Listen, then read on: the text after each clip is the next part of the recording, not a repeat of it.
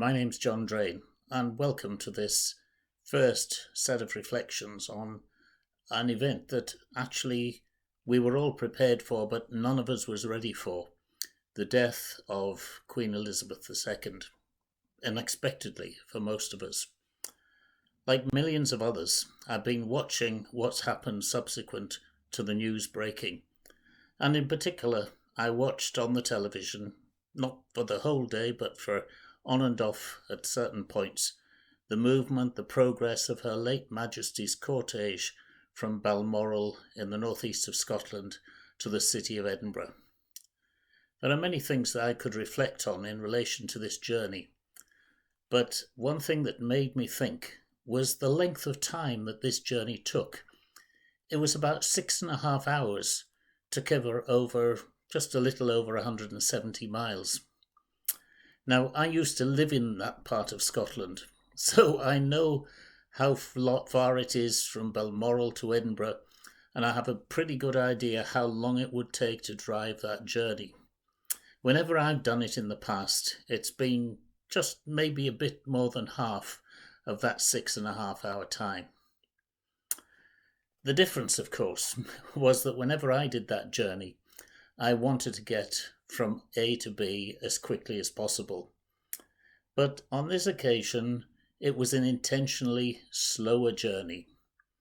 The cortege and the whole retinue accompanying it were slowing down as the solemn convoy moved through hamlets and small villages as well as larger cities, simply because they knew that people would wish to engage with what was happening, to be there, to be part of a moment of history, and to join with others in simply witnessing what was happening. Maybe one of the reasons this caught my attention so much is that slowing down is something we often don't do. Actually, it's something that I don't often do.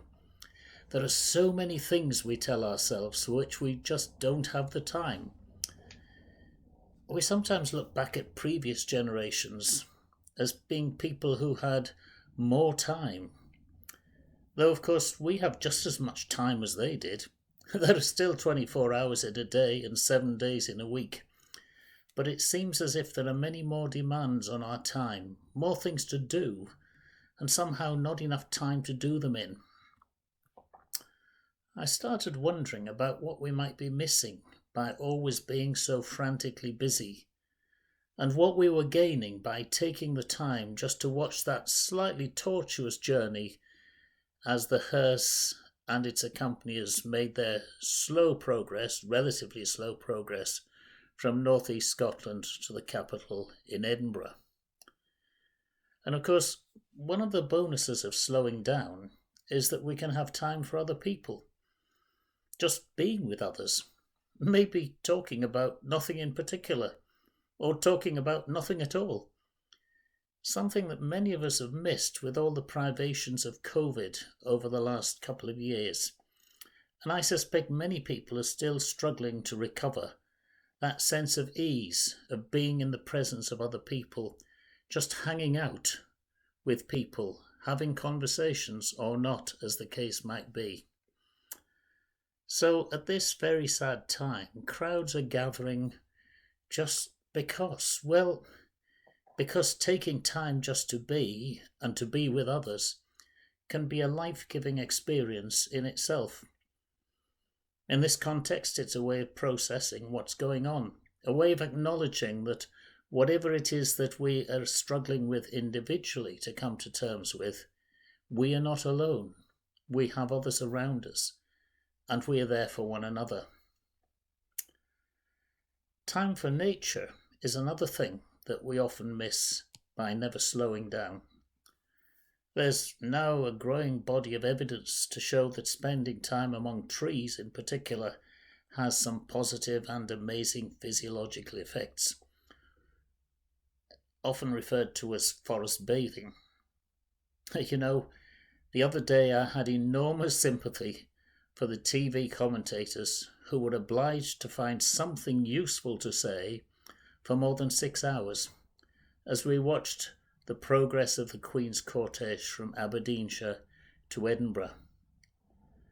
But one thing that didn't leave them scratching around for trivialities was the beauty of the countryside, since much of the journey was through fields and forests.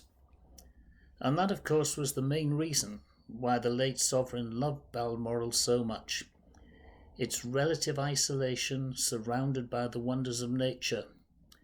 And it's not accidental that the paradise depicted on the first page of the Bible is a garden, the Garden of Eden. I wonder if Her Majesty's, Her late Majesty's love for the outdoor life might be teaching us something about what we're missing.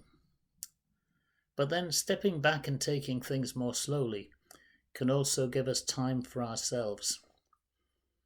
One of the big themes of the whole Bible is a big theme of Sabbath.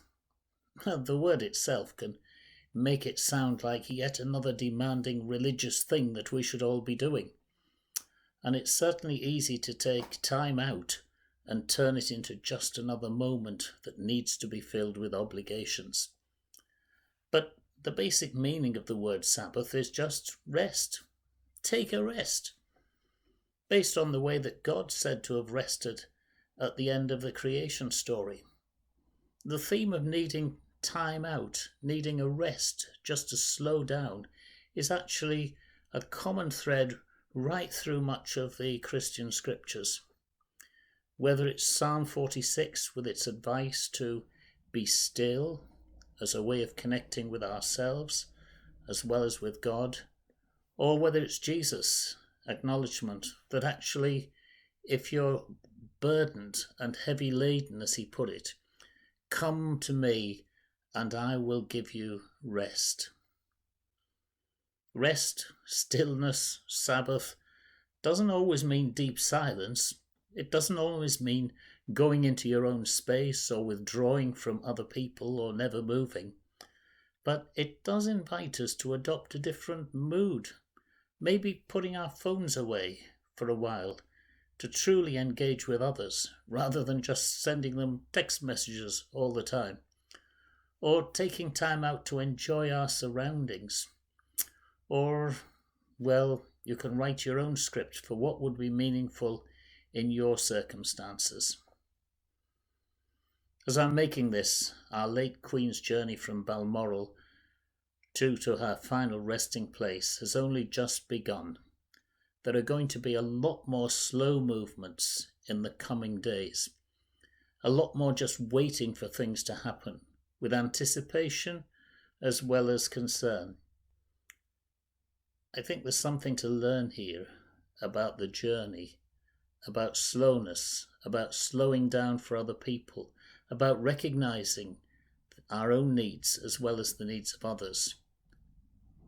But I'll come back to some of those things in future reflections. So thanks for joining me here, and I'll see you on another day.